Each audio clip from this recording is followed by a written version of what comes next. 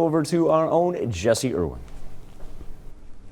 Thank you, Michael. Well, on Wednesday morning, the Bulletin of Atomic Scientists announced the time on its Doomsday clock. It's the organization's symbolic measurement of how close its committee believes that humanity is to apocalypse. Well, with yesterday's announcement, the time remains 100 seconds to midnight. And one man tells us, being prepared doesn't mean you have to be scared.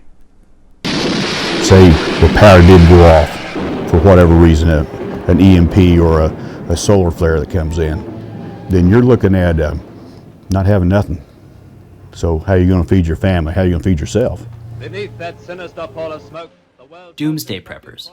While they prepare for the worst, their intentions are usually for the best. Over the last 31 years here in Wyandotte, Oklahoma, Dwayne Converse has become the prepper's prepper.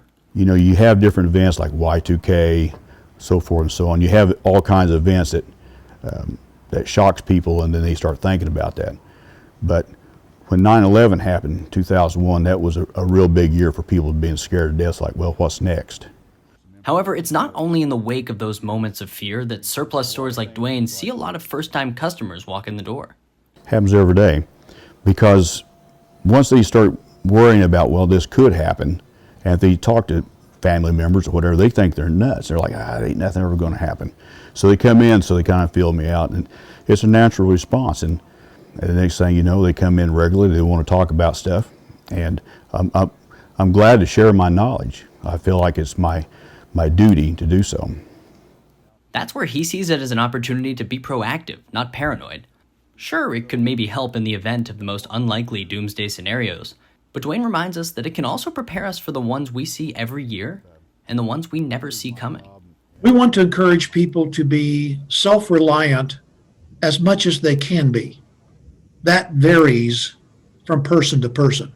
Keith Stammer, the Emergency Management Director for the City of Joplin, says his office encourages people to think in terms of everyday situations like floods, fires, and weather events. And to think in terms of 72 to 96 hours, to have enough supplies in terms of water, food, medicine, clothing, radio, batteries, those type of things for that period of time, because that's about how long it takes to get ourselves organized and figure out what happened to us and what we need to do about it and who can we get here to help.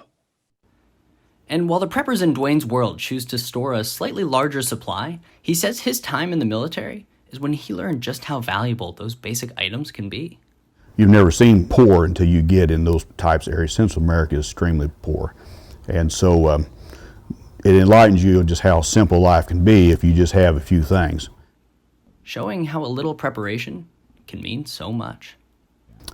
I would think in your soul, I think you just feel the need. You just know in your gut that maybe you should prepare. It's just the way it is.